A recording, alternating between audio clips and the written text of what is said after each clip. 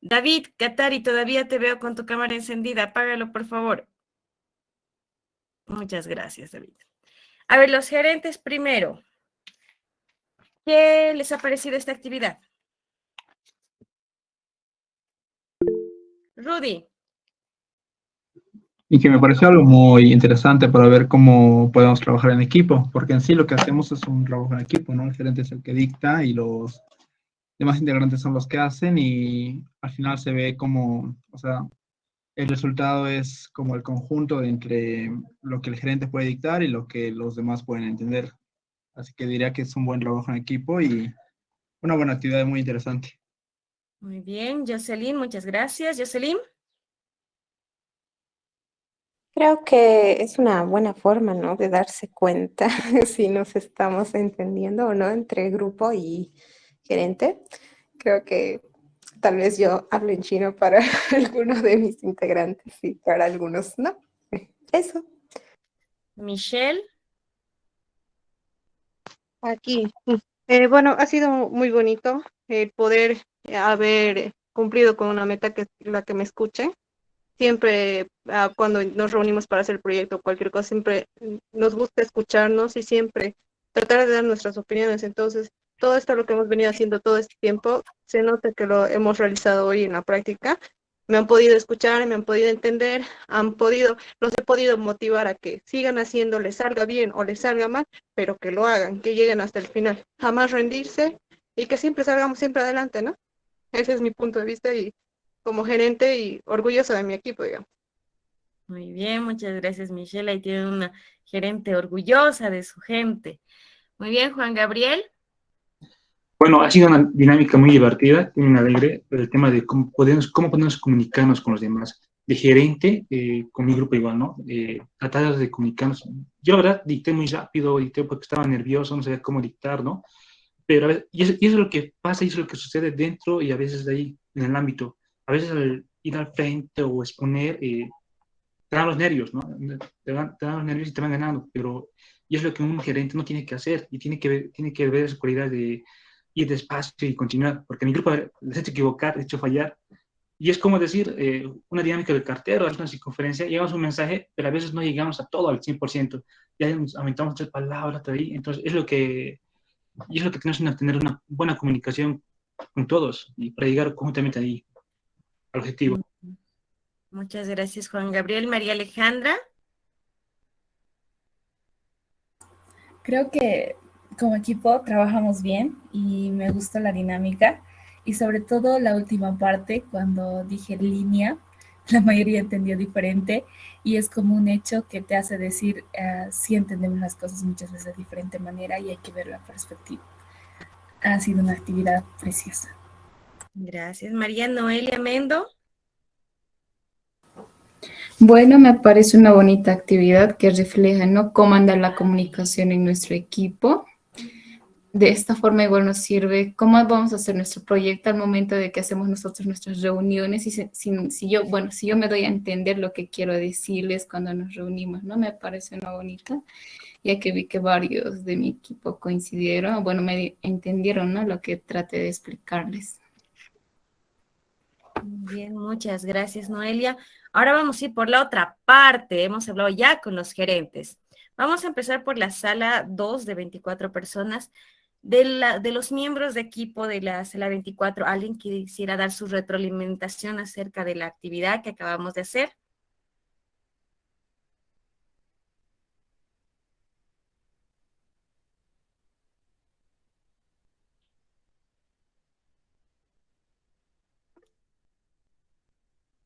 Luis Enrique.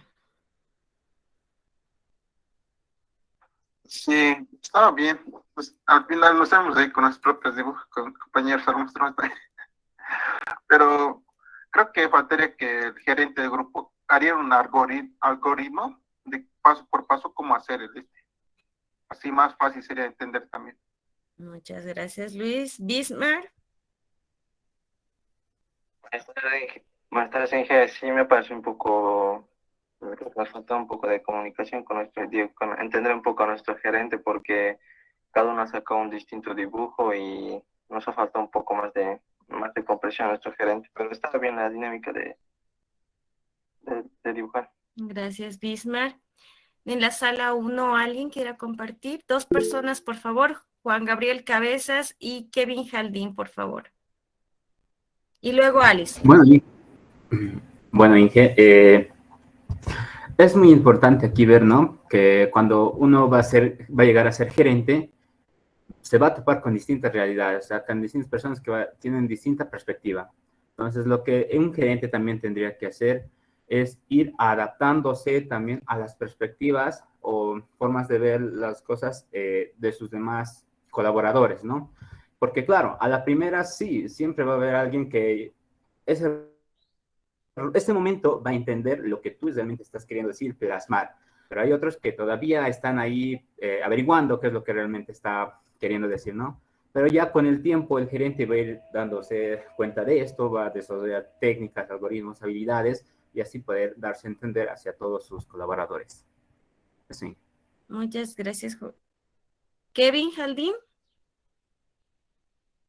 Sí, ha sido muy buena la actividad, Inge, porque ahí hemos podido ver que no todos tenemos el mismo criterio, el mismo pensamiento, entonces ahí se ve que algunas personas sí van a coincidir con las ideas, ¿no? O con las indicaciones que ha dado nuestro gerente y otros no. Les va a costar más, entonces ha sido muy buena la actividad. Gracias, Kevin. A la señorita Alison Andrea González. Sí, Inge, buenas tardes. Me ha parecido muy buena la actividad porque mientras dibujabas también te distraías o el tiempo también te ponía nervioso y eso sí, o sea, a veces también el gerente no tiene todo el día para explicarte el proyecto y tú tienes que poner todos tus sentidos a escucharle en ese momento, ¿no? Y también hacer preguntas, ¿no? Interesarte por lo que está diciendo. Muchas gracias, Alison. Y sí, efectivamente, todos han acordado un mismo punto. En los proyectos es así. El gerente tiene que indicar los lineamientos, tiene que dar a entender las observaciones, las mejoras, y todos tienen diferentes puntos de vista, perspectivas, comprensiones. Entonces podemos entender un sinfín de cosas. Si bien son dibujos sencillos, son dibujos geométricos, imagínense empezar a dar directrices de planos, de plantas, de cableados, de redes tal vez de gas, caminos, construcciones, equipamiento de hospital, donde se maneja un montón de ítems, un montón de datos. Entonces, uno ahí tiene que saber concretar las ideas y saber comunicarlas, hablar con los puntos, ¿ya? Entonces, es cuestión de práctica. ¿Ya? Esto se agarra con la práctica. Si bien esta dinámica tenía el fin de que ustedes puedan darse cuenta de que efectivamente con cosas sencillas a veces uno se complica o entiende muy bien, hay que poner los 5 sentidos, hay que poner mucha atención porque se trabaja en ciertas situaciones bajo mucha presión. Y cuando estamos bajo mucha presión a veces nos ponemos nerviosos, no sabemos dar las ideas, la otra persona igual se pone nerviosa y no capta muy bien, entonces hay un choque, ¿ya? Entonces, son estos momentos, estas instancias en las cuales uno empieza a trabajar, ¿no? Sus habilidades, sus aptitudes que cada uno tiene, ¿ya? Muy bien. Hemos hablado muy bien de las habilidades. Denme un ratito, por favor. ¿Dónde estás? Ya. Vamos a entrar a un tema que está igual relacionado con las habilidades. ¿Ya? Para esto vamos a hacer pequeñas exposiciones. ¿Ya? Denme un minuto, por favor. Muy bien.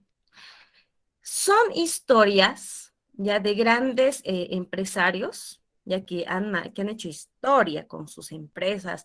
Muchas siguen hasta ahora desde la antigüedad, desde el siglo pasado, si no me falla la memoria. Son, a ver, 1, 2, 3, 4, 5. 5 emprendedores millonarios de la historia, ¿no? Con sus diferentes creaciones alimenticias en productos, etc. Como son solo 5, vamos a repartir de 5 en 5, somos 15. Pero, ¿qué es lo que quiero que se busque en este video? ¿Qué quiero que pongan atención? Quiero que pongan atención, si les ha tocado la persona X, quiero que con lo que vayan explicando, ¿no? Las personas, ustedes vean cuáles han sido sus habilidades de cada una de estas personas, tanto gerenciales como sus habilidades personales, ¿ya? Individuales, mejor dicho.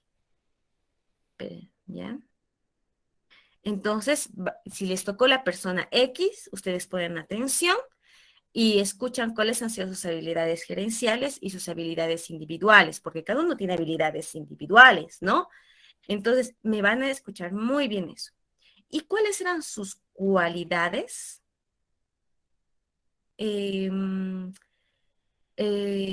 O sea, ¿cuáles eran las cualidades del producto, ya, que he elaborado?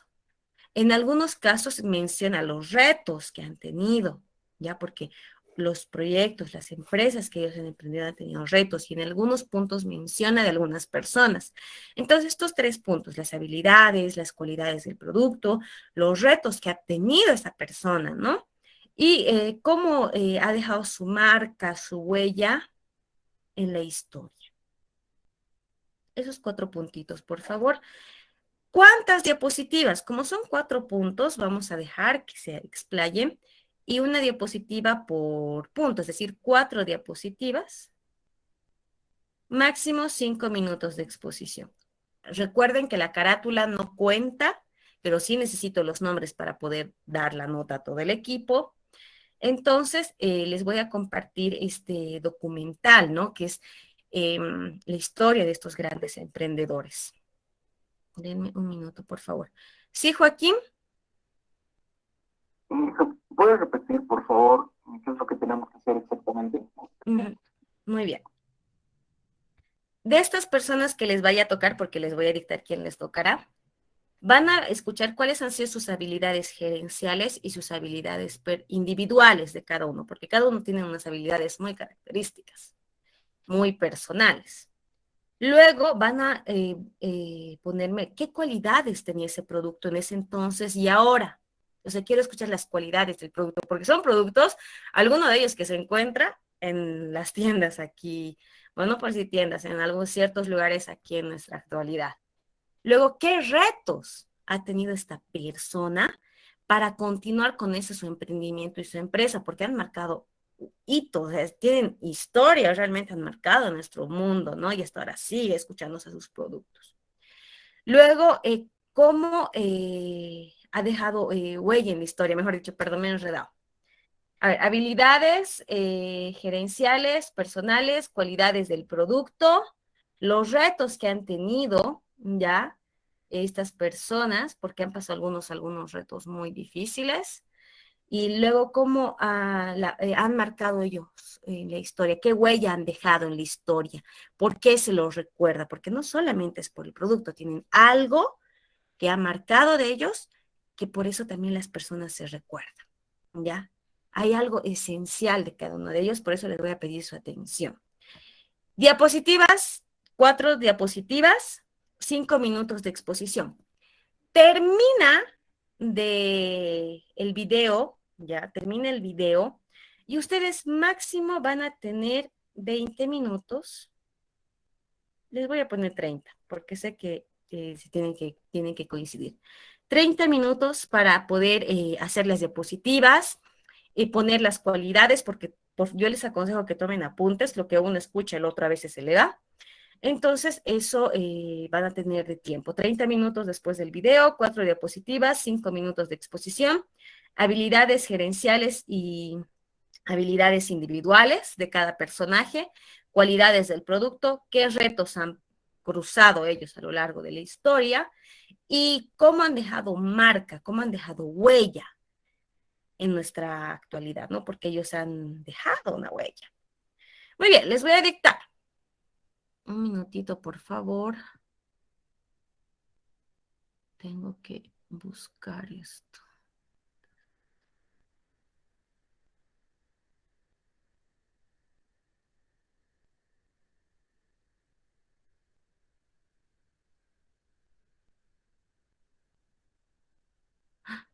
Qué macana. Se ha borrado esto. Ya, ok, es solo de una persona. Los otros se han... Lastimosamente el video lo han debido borrar. ¿Qué será? No está completo. Denme un minuto, por favor. Vamos a encontrar. Qué macana. No está este. La anterior vez han debido denunciar el video. Qué macana. Denme un minuto, por favor. Ay, bacana.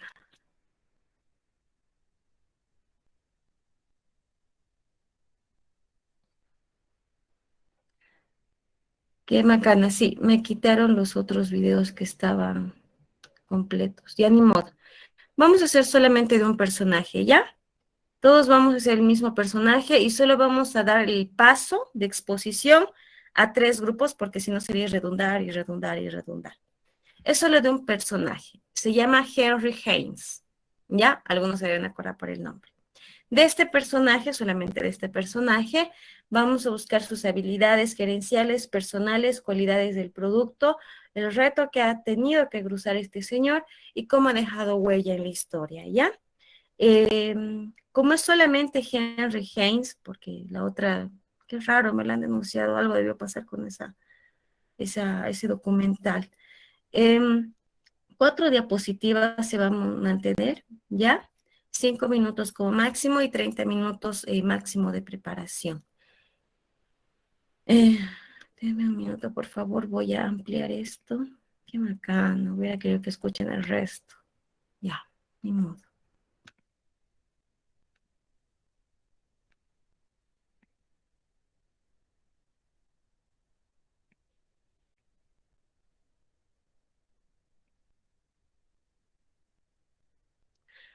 Solamente de este personaje para todos y 3 grupos al azar vamos a sacar y voy a habilitar una pestaña para que puedan subir sus diapositivas.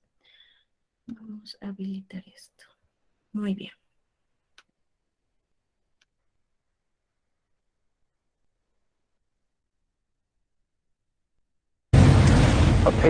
Un patriota y un hombre de gustos exquisitos.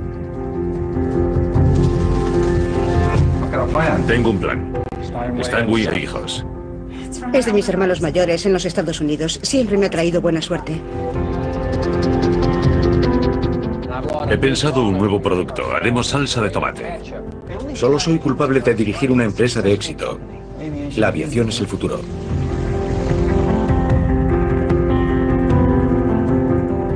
Emprendedores y millonarios.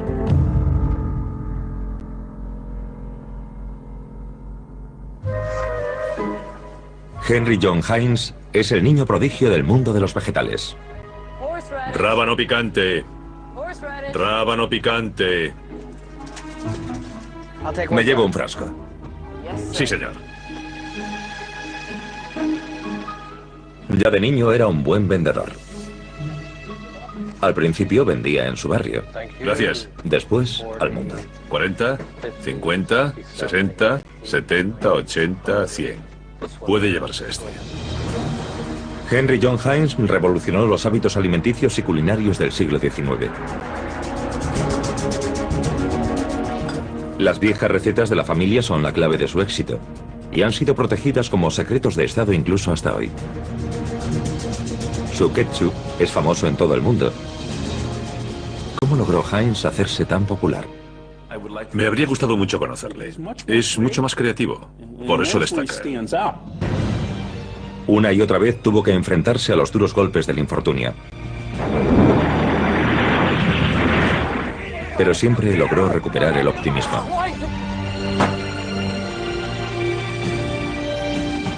¿Quién fue Henry John Haynes?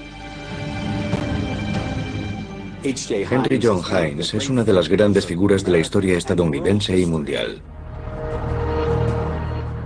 Henry John Haynes, el rey del ketchup.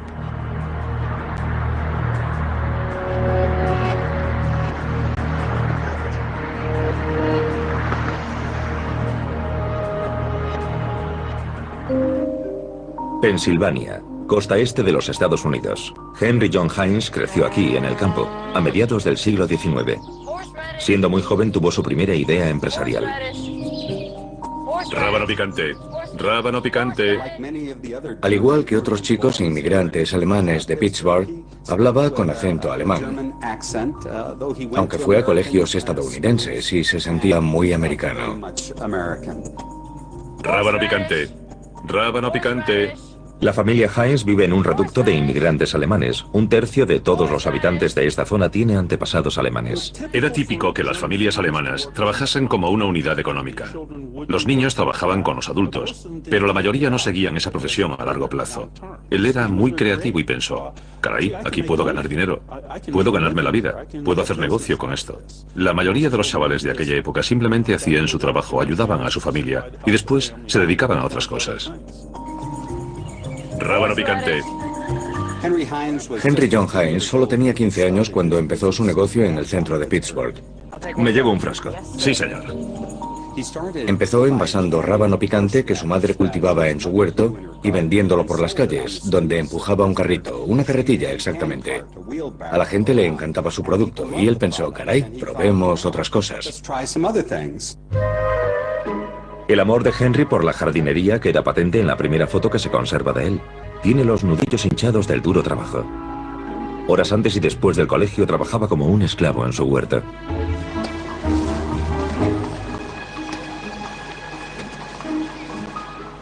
Hola.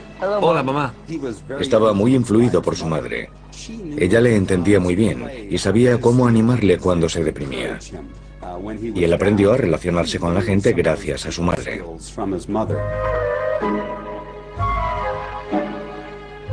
A los 20 años, Anna Margareta Heinz emigró desde Hessen, Alemania. Era una mujer muy estricta y muy trabajadora. Su madre era muy religiosa. Se convirtió al luteranismo y envió al joven Henry al seminario luterano cercano, con la idea de que algún día tal vez fuese pastor. Pero él abandona el seminario enseguida. Su mundo es de números y cálculos. Después iría a la Escuela de Negocios Duff's, aquí en Pittsburgh, que era una de las primeras escuelas de negocios de América. Ahí aprendería a llevar contabilidades y archivos, y creo que eso influiría en su vida posterior. La familia vive en esta casa, que hoy se ha convertido en un museo al aire libre. Tras acabar los estudios, el joven Heinz empieza a trabajar en el negocio de su padre. El padre de Henry John era fabricante de ladrillos, así que él aprendió el arte de la fabricación de los ladrillos.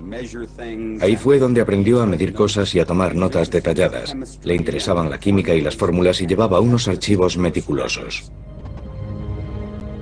Henry John introduce pequeñas mejoras en la fábrica de ladrillos, pero por encima de todo recupera el dinero de los clientes que no han pagado sus facturas. Dio un paso más con la empresa. Se hizo cargo del negocio. Su padre dependía de él como contable y se le daba muy bien. Su padre era un artesano, no era un hombre de negocios. 1864. A los 20 años, Henry dirige la empresa solo. Su padre quiere viajar a Alemania. Era algo típico de las familias alemanas. Mantenían el contacto y cuando ganaban dinero suficiente volvían de visita. Él quería hacer su primera visita. Los antepasados de Henry John Heinz eran viticultores y procedían de Karlstadt, en el Palatinado. El padre de Henry ya había visitado su pueblo. A su tataranieto, André Heinz, también le gusta volver de vez en cuando a la tierra natal de sus antepasados. No es sorprendente que las generaciones posteriores, mi generación por ejemplo, tenga curiosidad por saber de dónde venimos. ¿Tenemos familia? Incluso hoy los Heinz siguen explotando el viñedo del siglo XVII. Para mi sorpresa, cuando fui a Karlstadt, conocí a Gunther y a su hermano. Se parecía mucho a Henry John Heinz. Y Anna Margareta y Heinz Habermann, muchísimo.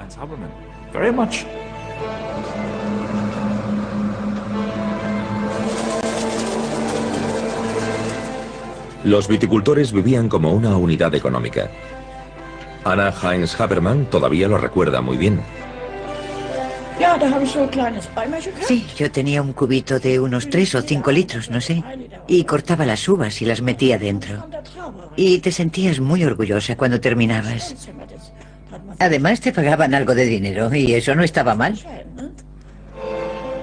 El padre de Henry John también había trabajado aquí y había transmitido a su hijo buena parte de sus conocimientos sobre las plantas. Una plantación de este tamaño solo puede llevarse adelante con la tecnología actual. Antes era imposible. La poda, que como pueden ver, aquí llega hasta la alambrada, lo es todo. Yo no sé hacer nada más. Y mis antepasados no sabían hacer nada más. Solo hay que saber el tamaño de la vid, la anchura. Hoy tenemos 2 metros o así. Y ellos tenían solo 1,30 m. Esa es la diferencia. Entre los habitantes de Karlstad sigue siendo un misterio por qué el padre de Henry John se marchó a los Estados Unidos. Christian Freund, apasionado cronista de la familia y pariente lejano, busca respuestas. La familia Heinz está emparentada en segundo o en tercer grado con mis antepasados. Mi abuela, mi abuelo, ambos son de Karlstad, y al final todo el mundo está emparentado. La familia Heinz aparece en los archivos de Karlstad ya en el siglo XVII. Desde entonces, todas las generaciones de viticultores de la familia han vivido allí, hasta el padre de Henry John. En el registro parroquial de Karlstad tenemos bajo el nombre de la familia en la entrada número 6 a Heinz Johann Georg, llamado Heinrich, nacido el 5 de agosto en Karlstad. Figura su profesión, viticultor. Así que era viticultor como todos sus antepasados. Su altura, que en esa época se incluía a menudo, era de 5 pies, 7 pulgadas y 11 líneas, es decir, un 1,59 actual. Pero debemos recordar que entonces la gente era más bajita que hoy. ¿Por qué se marchó de la idílica Karlstad? Roland Paul dirige un archivo de inmigración en la región y ha reconstruido el viaje de 4 millones de habitantes del Palatinado a Pensilvania.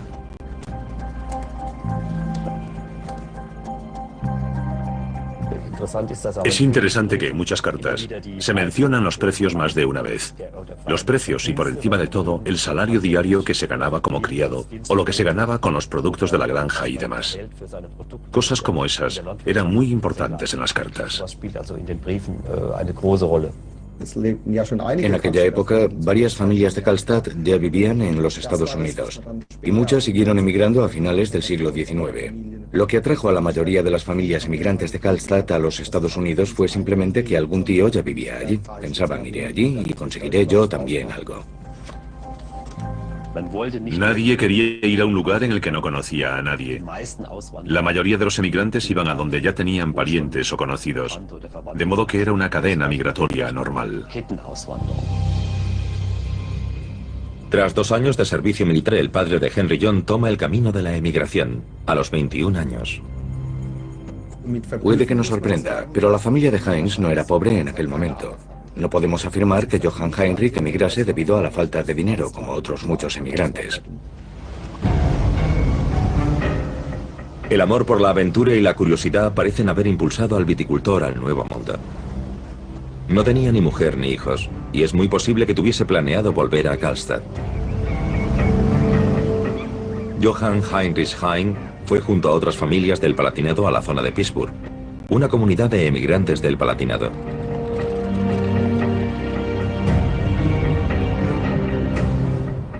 Quería fabricar ladrillos y empezó con un pequeño taller.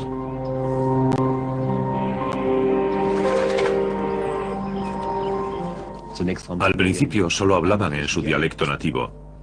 Muy pocos sabían hablar alto alemán. Y eso se ve en las cartas. Escribían las cartas en su lengua materna. No habían ido mucho al colegio, así que simplemente escribían como hablaban.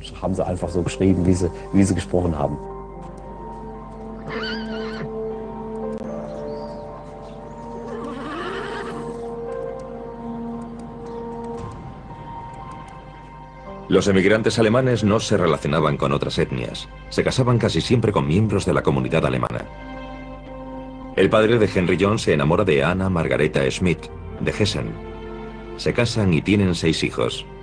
Henry John es el mayor. Son la típica familia alemana y regalan orgullosos a su primogénito un par de metros cuadrados de jardín por su 15º cumpleaños, con el que él rápidamente gana su primer dinero.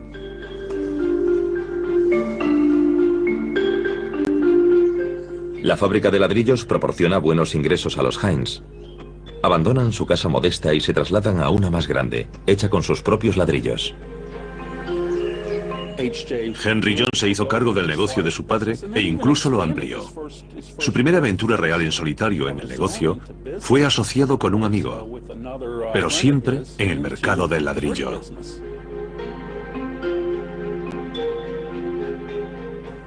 Henry era un hombre meticuloso, muy trabajador, y llevaba anotaciones detalladas. Llevaba diarios y libros de contabilidad. Pero no era solo un matemático. Tenía un lado humano. Manejaba tanto el lado derecho como el izquierdo del cerebro, o sea que ideaba las fórmulas de las cosas y llevaba los archivos. Pero también era una persona que se relacionaba con los demás. Pero al adulto Heinz le interesa algo más que la contabilidad y la fábrica de ladrillos. Empieza a buscar más ideas empresariales. Todos los documentos lo dejan bastante claro. Era una persona muy trabajadora y de grandes principios. Tal vez eso sea debido a sus buenas raíces calvinistas alemanas. Pero lo que más le interesa son las recetas de su madre. Él las pule, experimenta con ellas y huele un buen negocio.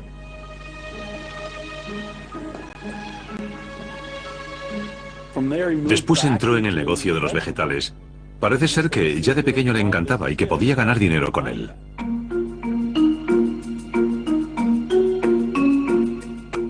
En 1869 fundó Heinz & Nobel Company, junto a L.C. Nobel, un amigo del barrio. Eran proveedores de las tiendas y restaurantes de Pittsburgh. Cada vez más gente se traslada del campo a la ciudad. Aquí falta espacio incluso para cultivar frutas y verduras. Y su negocio, vender rábanos picantes, encurtidos en general y chucrut. Una de las cosas que aprendió ya desde el principio era que la gente no confiaba demasiado en los productos enlatados ni en frascos de cristal. A veces se enfermaban por comer los productos de otros. Así que Henry descubrió que no podía poner sus etiquetas en los tarros al principio. Ponía las etiquetas de otros, y si nadie enfermaba y a la gente le gustaba, ponía su etiqueta en el siguiente lote. Heinz y Nobel crece. La vieja casa en la que creció John Henry está vacía tras el traslado a la casa de campo. Heinz empieza a utilizarla, primero como lugar de producción. Contrata 2 amas de casa alemanas para limpiar y conservar los vegetales. El uso de métodos tradicionales para conservar y envasar significa que los productos duran más y que es más fácil transportarlos en jarras, tarros y latas.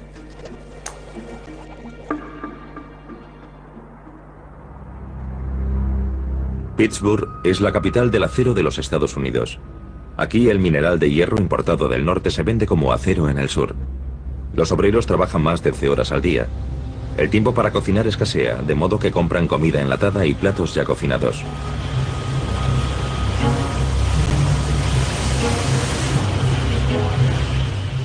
Unas 60 empresas de Pittsburgh viven de esta tendencia y ofrecen sus nuevos productos. Cada día nuevas máquinas y nuevos métodos llevan los productos preparados al mercado.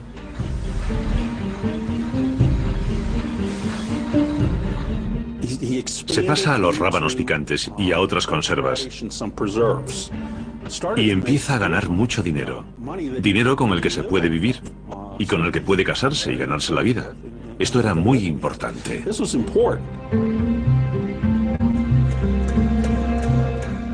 Henry John Heinz se ha convertido en un comerciante rico y empieza a involucrarse con la iglesia metodista. Allí conoce a Sarah Sloan Young, hija de una familia escocesa irlandesa. Pero antes de casarse con ella pide la bendición a su madre. ¿Estás aquí? Bienvenida. Sí, vamos.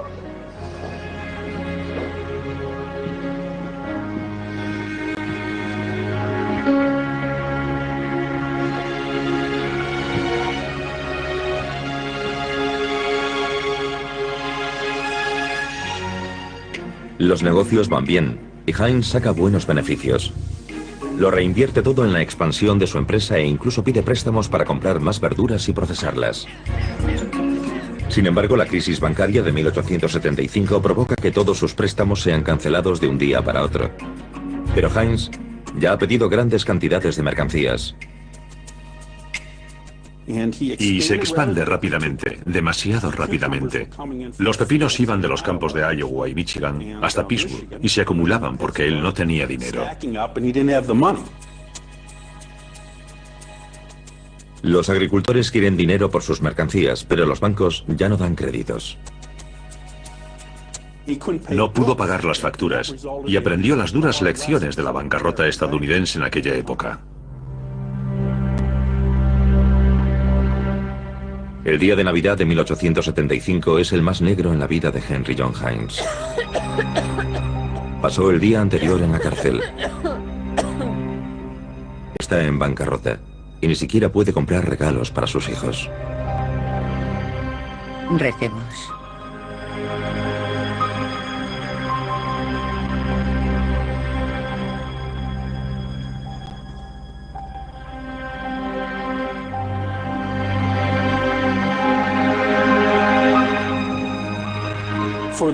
Para la familia esto es una verdadera vergüenza, especialmente para los germanoamericanos. Lo consideran un fracaso horrible. Él personalmente se lo tomó muy mal. Pasó por una fase de auténtica depresión. Durante varios meses estuvo prácticamente sin levantarse de la cama. Pero la madre de Henry le ayuda a volver a levantar su negocio. Fundan una nueva empresa con los últimos ahorros de su madre, de nuevo una empresa alimenticia. Es el nacimiento de la Heinz Food Company, empresa alimenticia Heinz. Pertenece a la madre, a un hermano y a un primo. Henry John tiene un puesto similar al que ostentaba en la antigua empresa. Era el director de la empresa, técnicamente. Su madre tenía la mayoría de las acciones. O sea que en realidad dirigía la empresa, pero legalmente no podía hacerlo. Así que funcionaba como una familia. Tenían las reuniones de la junta directiva en la cocina. Al principio, Henry John tenía que ir a pie a los campos. Para volver a tener un caballo, compra una ganga. El caballo es ciego.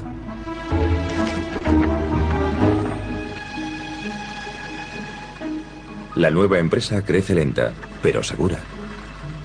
Henry John Hines trabaja en todas partes, en el campo, en el procesado, en el almacén, en las ventas. La bancarrota le pesa enormemente. Con dificultades va recuperando la confianza. Le debía dinero a mucha gente de Pittsburgh, por las verduras y demás. Prometió que les pagaría a todos, aunque legalmente no tenía por qué hacerlo. Este fue uno de los aspectos clave de su vida. Se pasó 4 o 5 años pagando deudas a los agricultores, granjeros y proveedores. Heinz va probando una y otra vez con nuevos productos.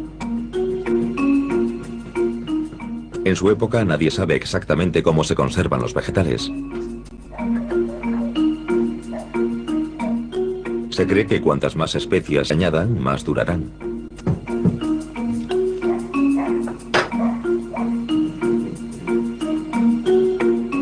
Puede que fuese esta creencia la que impulsó a John Henry a fabricar un condimento con mucho sabor a partir de tomates cocidos.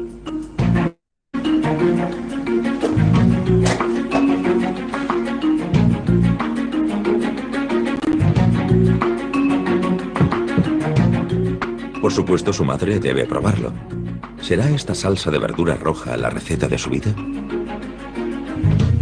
¿Madre? ¡Madre!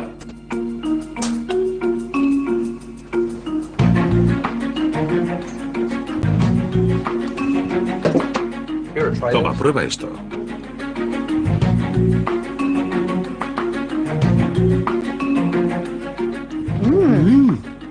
¡Qué bueno! ¿Verdad que sí? ¿Está bueno? El ketchup se inventó probablemente en China hace 1000 años, pero Henry John lo llevó a un nuevo nivel. Hay centenares de tipos de ketchup en el siglo XIX, pero ninguno de ellos se vende especialmente bien. Aparte de Heinz, nadie ve el potencial de esta salsa roja. Se imaginó que la gente querría ver el producto que estaba comprando, así que usó frascos y botellas de cristal transparente para sus productos.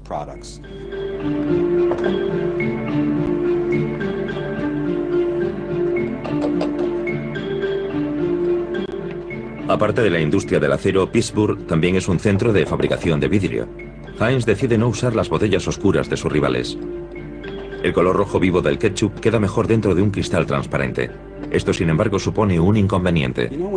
Si nos fijamos en una botella de ketchup, a veces se pone un poco oscuro y gomoso, como oxidado en la parte de arriba.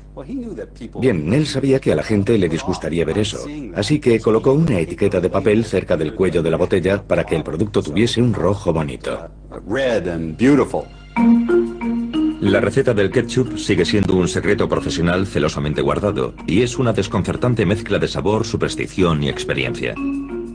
En el siglo XIX a menudo se comía con platos de carne. En invierno el ketchup se usaba para sustituir a las verduras frescas.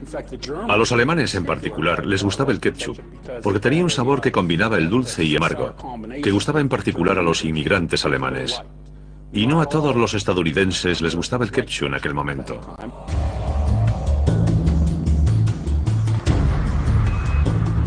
Heinz construye una nueva fábrica que todavía se conserva hoy en día como monumento industrial en Pittsburgh.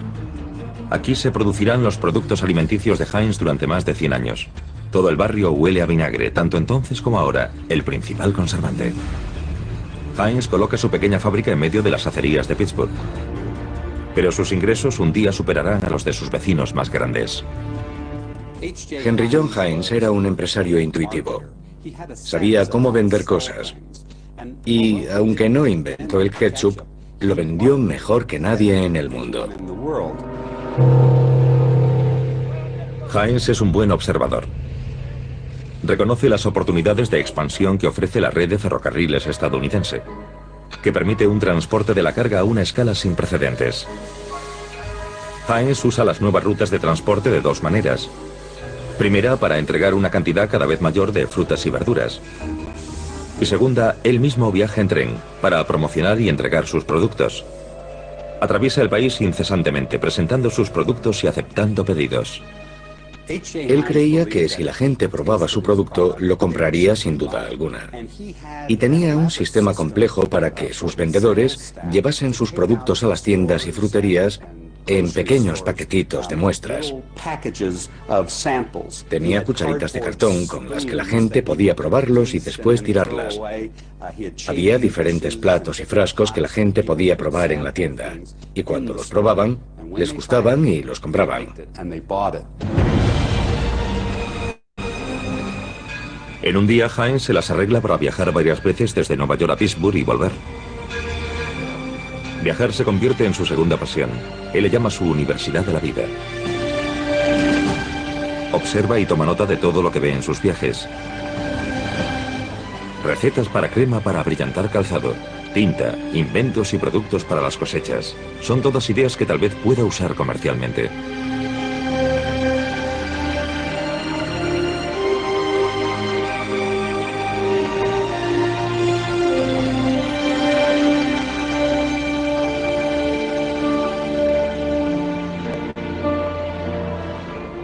La fábrica de Heinz crece, pero otros también se benefician del aumento de la demanda de comida preparada. La competencia copia sus ideas y métodos. Muchos falsificadores aprovechan la tendencia y se suben al carro. Es un mercado libre sin reglas ni leyes. Heinz tiene que luchar para sobrevivir, y no siempre con los métodos más justos.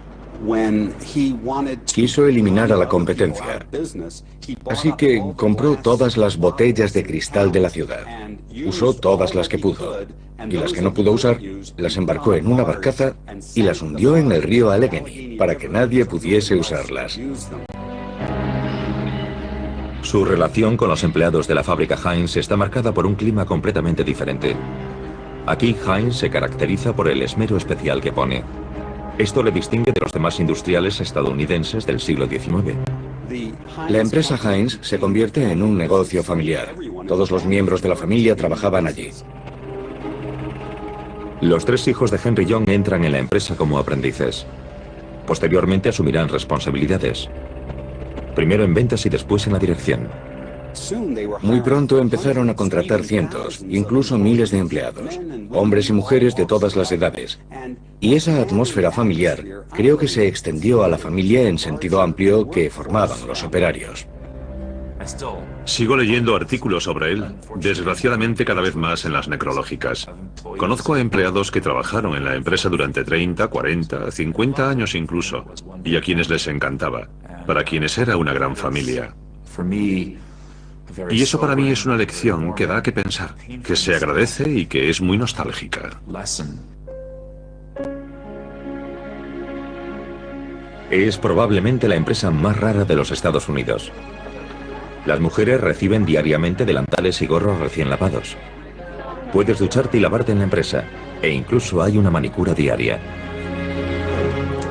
Las manos que trabajan con la comida deben estar lo más... A la larga, todo eso ayuda a que el producto dure más. Fomenta la limpieza en sus fábricas. Está orgulloso de la limpieza de sus fábricas. Eso forma parte de su publicidad. Recibe unas 50, 60.000 visitas al año en su fábrica. Eso es algo inaudito en la época, pero es que él quería vender lo limpia que estaba la fábrica. Doctor. Buenas tardes, señor Hines. ¿Cómo va todo? Bien, señor. Bien. Ahora mismo le hago pasar. De acuerdo. Para Hines, la caridad cristiana y la prudencia económica van de la mano. De la sanidad y demás se hacía cargo la empresa. Era una aproximación muy paternal a la industria, muy inusual. En los Estados Unidos de 1880 y 1890 todo el mundo trabaja 6 días a la semana y más de 10 horas al día, incluso con Hines. Su empresa no permite los sindicatos. Hay terrazas exteriores para las pausas, separadas para mujeres y hombres. También hay paseos en carro por el parque y eventos culturales. Pero hay que trabajar duro. Henry John Hines sospecha enseguida que su hermano John no se esfuerza lo suficiente y quiere que abandone la empresa. El asunto es delicado, dado que John sigue siendo el copropietario y John Henry solo es el director de la empresa. John, evidentemente, no seguía la misma rutina rígida que Henry John. Este siempre miró mal a John. John, obviamente, no seguía la misma rutina rígida que Henry John. John solía llegar tarde a la fábrica de Pittsburgh. No era tan puntual. Henry John era muy puntual en todo lo que hacía, y esto le molestaba.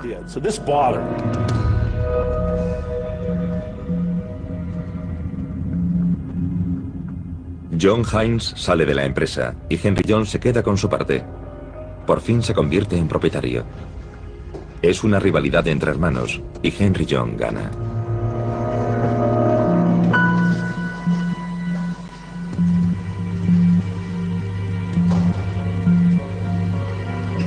Henry John a veces prescindía de miembros de su familia, porque el negocio era lo primero. Su hermano sin duda tiene méritos, pero pese a todo es despedido implacablemente. John hizo cosas muy importantes. Inventó un selector de encurtidos, hizo toda la producción casera de vinagre, los generadores. Así que John hizo sus contribuciones. Era un hombre habilidoso.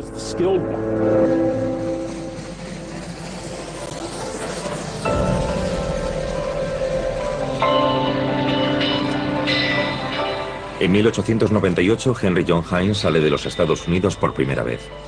Quiere visitar el pueblo de sus antepasados, y su mujer espera recuperarse de sus problemas de pecho en Europa. Pero antes de llegar a Alemania, hacen una parada en Londres para visitar Fortnum y Mason, la tienda más antigua y más respetada de la ciudad. Lo cancelaré entonces. De acuerdo. Buenas tardes, señor. Soy Henry John Hines, de la empresa alimenticia Henry John Hines de Pittsburgh, Pensilvania.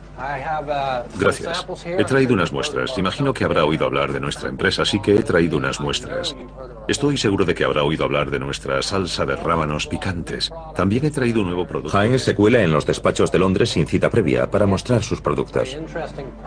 En esta época nadie en Europa compra comida en los Estados Unidos. Es el comienzo de una distribución mundial para los productos Heinz. Heinz creía en la comida pura. Construyó su marca sobre el hecho de que sus productos eran mejores que los de nadie. Siempre dijo, el secreto para el éxito es hacer algo normal extraordinariamente bien.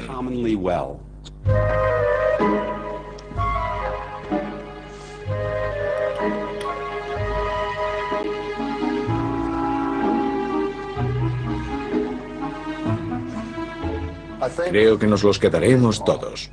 No lo lamentará. Ya puede continuar viaje hacia su tierra. Los habitantes del Palatinado también sienten curiosidad por su visitante. Yo tenía una tía abuela que siempre me había dicho que Heinz estaba en los Estados Unidos y que hacían salsa de tomate.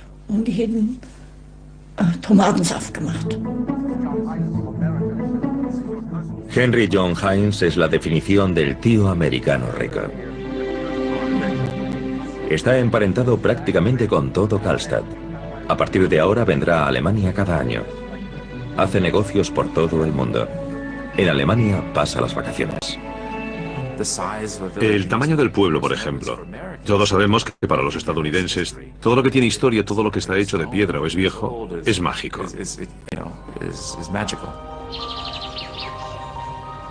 Heinz visita la iglesia en la que bautizaron a su padre.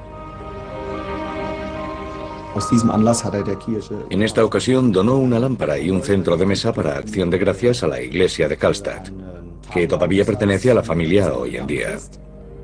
Den wir heute noch in Familienbesitz hier haben. Fue todo un espectáculo cuando donaron la lámpara. Yo recuerdo que de pequeña la subían con una polea. Después renovaron la iglesia. Eso fue después de la Segunda Guerra Mundial. Desapareció, ya no está.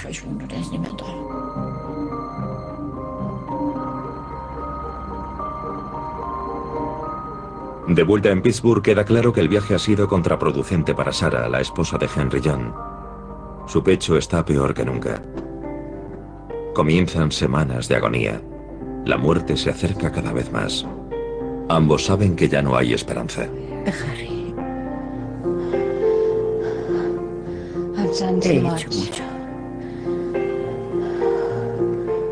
Ambos hemos hecho mucho.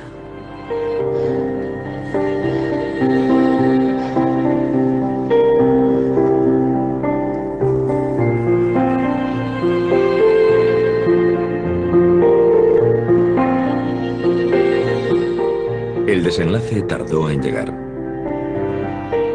Tras la muerte de su esposa, Henry John Heinz escribió en una carta: Dios ha hablado y nosotros callaremos.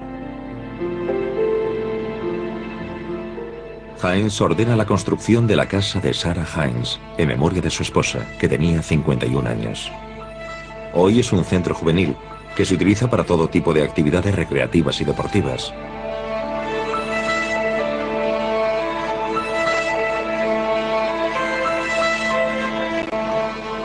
Heinz vive según sus principios religiosos y jamás volverá a casarse. Continúa con su ajetreada vida.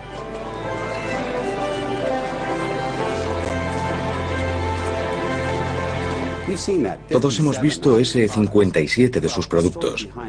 Su explicación es que una vez fue de viaje de negocios a Nueva York. Iba en el tren y cuando miró por la ventana vio un anuncio en el que ponía 23 estilos de zapatos. Y pensó, 23 estilos de zapatos. Es impresionante. Me pregunto cuántos productos tengo yo. Así que empezó a contar en su cabeza. 54, 55, 56, 57... 57. Es un número con una imagen interesante. Le gustó mucho la imagen. Cuando volvió a casa descubrió que en realidad tenía muchos más de 57 productos, pero le gustó tanto el número que lo puso en todas las etiquetas, en piedras encaladas en colinas, en vallas, en todas partes. Y llamó a su empresa Heinz 57. 57 es una de las mejores ideas de marketing de todos los tiempos. Promete diversidad, pero sigue siendo manejable. Y ha entrado en el lenguaje coloquial americano. 57 significa una buena mezcla.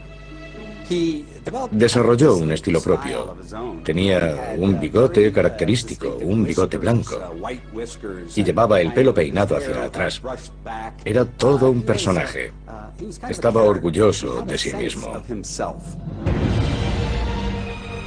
Heinz tiene su propia sala de exposiciones en Atlantic City, a donde todo el mundo puede acudir para admirar gratis los tesoros artísticos que ha coleccionado.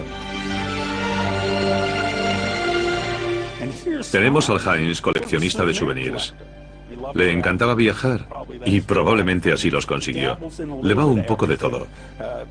Seguramente sus dos especialidades eran los bastones y los relojes.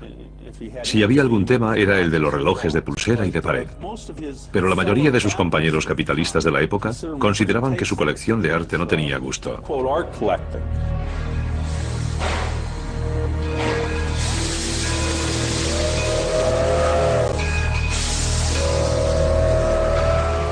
Por encima de todo, Heinz es inteligente. En 1905, Heinz vuelve a comprar la famosa casa en la que todo comenzó, que perdió en la bancarrota, y crea una promoción espectacular. Embarca la casa entera de una pieza en una barcaza y la envía a kilómetros río Allegheny abajo hasta las instalaciones de su empresa. Heinz vuelve a estar en boca de todos.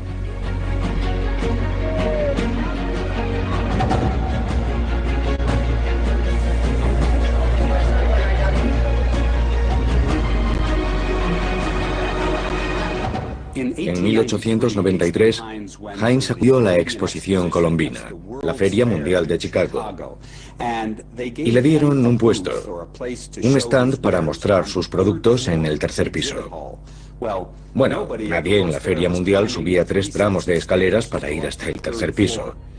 Así que a Heinz se le ocurrió una idea en aquel mismo instante. Imprimió unas etiquetas de identificación de equipaje doradas. Tenían una especie de papel de aluminio dorado. E imprimió en la parte posterior: entréguela en el stand de Heinz en el tercer piso y le darán un regalo. Así que la gente que iba paseando veía el brillo del oro por el rabillo del ojo, lo recogía y decía: fíjate, podemos subir a por el regalo. Así que subieron las escaleras a centenares, a miles. Centenares de miles de personas subieron al tercer piso para buscar el stand de Heinz y vieron la pirámide de ketchup y de encurtidos. Fue el éxito de la feria.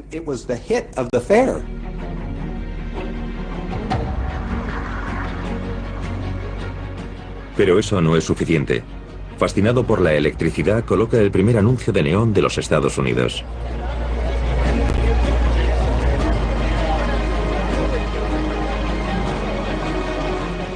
Siempre está entre los primeros en utilizar todas las innovaciones técnicas. Solo se resiste a usar conservantes químicos.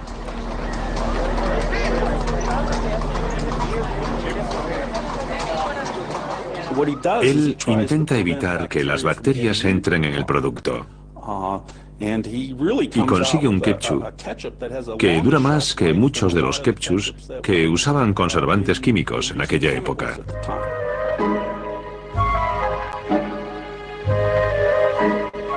El laboratorio de la fábrica Heinz sigue estando curiosamente anticuado. Se prueba, se mide y se pesa, igual que en la cocina de su madre. Henry John Heinz confía en la experiencia del ama de casa.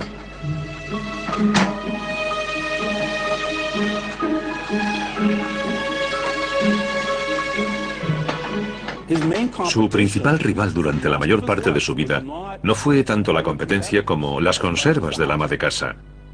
Competía contra el grupo de conservantes caseros.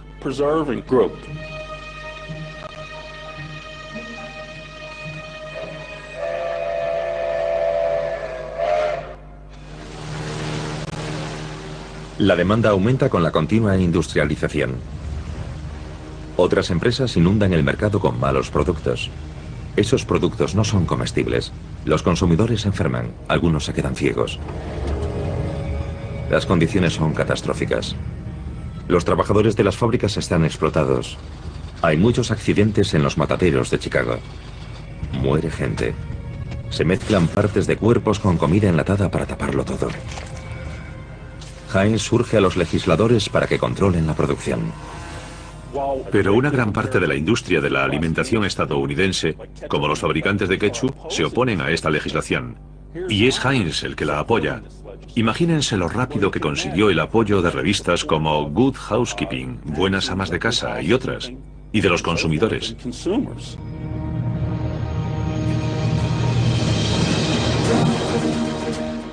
Tenemos a un industrial conocido que apoya una legislación como esta. Así que era una buena publicidad comercial y de marketing para él. Henry John Heinz comparte la opinión de su iglesia de que se necesita una nueva legislación. Los otros hombres de negocios están en contra, incluso el presidente Roosevelt, que no quiere regular el mercado libre. Heinz se enfrenta a la hostilidad de todos. Los dueños de los salones temen que venzan las iglesias y que se prohíba también el alcohol, y empiezan a boicotear el ketchup de Heinz. Heinz ni siquiera puede entrar en su fábrica sin que le insulten en la calle. Le he dicho que no quiero verle por aquí, así que fuera. No vuelva por aquí con esta porquería. ¿Pero qué está pasando aquí? Se convierte en un líder político del movimiento, lo que también ayuda a su empresa. Es la situación perfecta.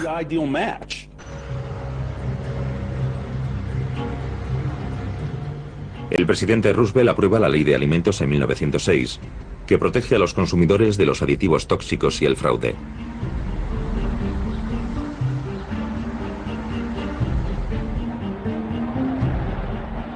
Roosevelt declara: un hombre debería poder beberse un whisky por la noche sin poner en peligro su salud.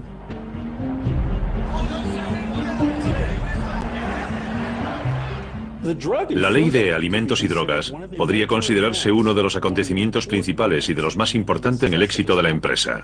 En los Estados Unidos, como he dicho, la producción de comida, por ejemplo, de rábanos picantes, estaba prácticamente sin regular. La mayoría de la competencia es incapaz de cumplir los nuevos requisitos lo suficientemente rápido, ni de cumplirlos siquiera. Y esa es una ventaja clave para la empresa Heinz, donde siempre se ha puesto el énfasis en la higiene. Heinz es el número 1 absoluto en los Estados Unidos.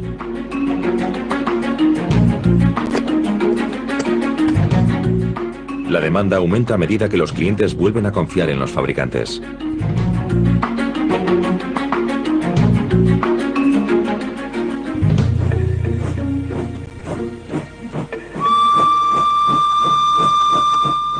Cada verano, Henry John Heinz se toma unas vacaciones en Alemania, en un balneario que está muy de moda, Bad Kissingen. Aquí refresca sus conocimientos del idioma alemán.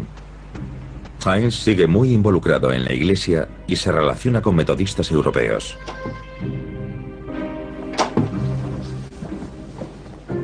Pero el verano de 1914 la visita se convertirá en una pesadilla. Es ciudadano americano y de repente no se le permite salir de su habitación del hotel.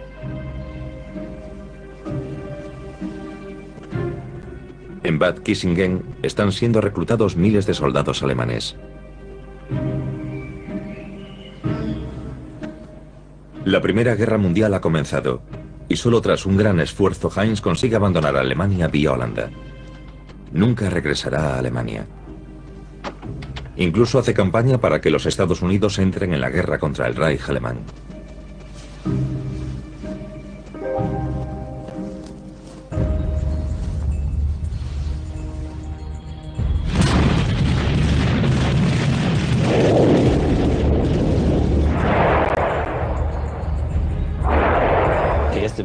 La Primera Guerra Mundial fue un golpe letal para las comunidades alemanas en los Estados Unidos y para los periódicos alemanes.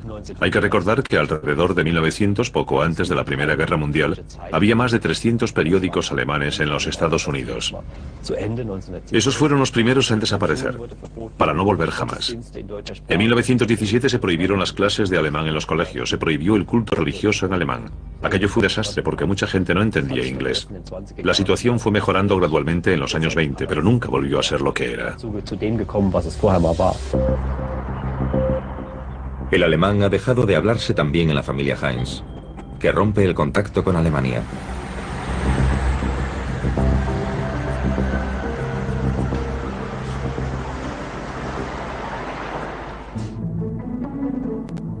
Henry John Heinz tiene 75 años cuando termina la guerra y no ha pensado todavía en jubilarse. Sigue yendo a la fábrica cada día y los domingos participa en las actividades parroquiales. ¿Qué tal se encuentra hoy, señor Heinz? ¿Cómo me encuentro? Bien.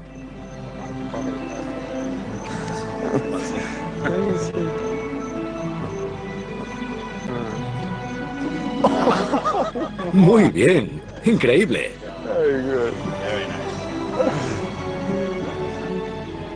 El magnate encuentra la felicidad fuera de los muros de su fábrica. Tiene 11 nietos con los que viaja por turno. Y posteriormente muchos de ellos trabajarán en su empresa.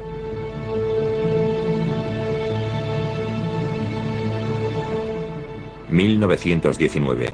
El fundador de la empresa alimenticia Henry John Heinz muere a los 77 años.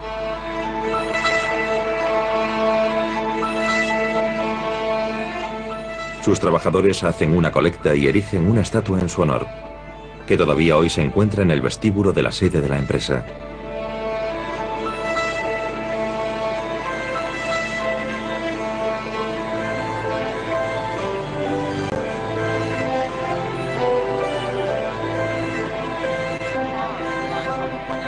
En su testamento dejó escrito que se erigiese una iglesia en memoria de su madre. Hoy se alza en el campus universitario de Pittsburgh. Henry John Heinz dijo una vez: "No me he hecho pastor, así que debo intentar encontrar otros medios de hacer el bien a la humanidad". Hoy, Heinz es una de las principales marcas internacionales, con 33.000 empleados en todo el mundo. Cada año factura 6.500 millones de euros. Heinz es líder en muchos campos. Su cuota de mercado del ketchup en los Estados Unidos es del 98%. En Pittsburgh, la empresa está por todas partes. Apoya el deporte y la vida pública. La Fundación Heinz es el patrocinador más importante de la ciudad. Tradicionalmente hemos concedido becas en 5 áreas diferentes: artes y cultura, salud y servicios humanos, educación, desarrollo económico y medio ambiente. La verdad es que la de desarrollo económico es la más reciente y la de medio ambiente la establecimos en 1993. Más allá de las obras benéficas, André Heinz es un hombre de negocios comprometido. En Estocolmo participa en una firma de inversiones dedicada a proyectos ecológicos, que apoya a empresas jóvenes del norte de Europa. Se me ocurrió que tal vez había llegado el momento de poner dinero en lugar de palabras y hacer algo en persona, en lugar de limitarme a hablar. Escandinavia es un mercado de prueba para André Heinz. Los proyectos de mayor éxito serán introducidos posteriormente en Europa y también en los Estados Unidos. Está mi dinero y el dinero de mi familia, y juntos tomamos ese capital y lo invertimos en proyectos de expansión nórdicos. Al igual que su tatarabuelo, André Heinz recorre el mundo para expandir sus ideas de negocio a otros países europeos.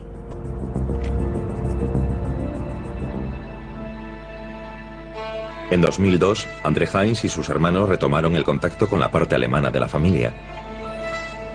No había habido más visitas desde la Primera Guerra Mundial. Entonces me visitaron y les ofrecí vino para que lo probasen.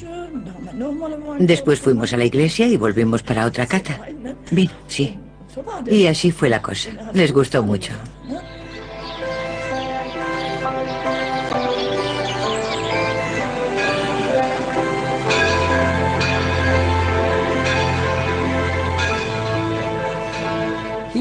Fue una de las primeras personas que comprendió realmente el mercado global.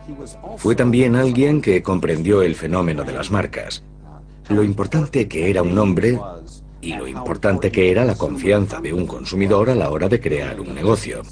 Y por supuesto la empresa Heinz, como lo fue durante su vida, creo que es una manifestación de su visión del mundo que se explica haciendo el bien con los demás. No hay lugar para ser indolente ni para traicionar a nadie. Y a mí eso me gusta.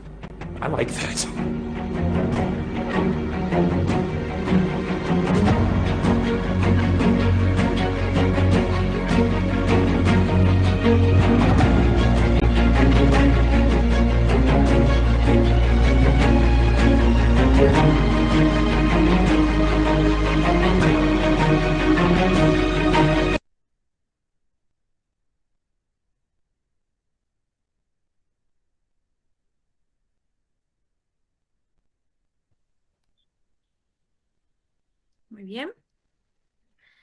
Desde ahora corren los 30 minutos como máximo. Ay, ¿qué ha sido esto? Tienen 30 minutos, ¿ya?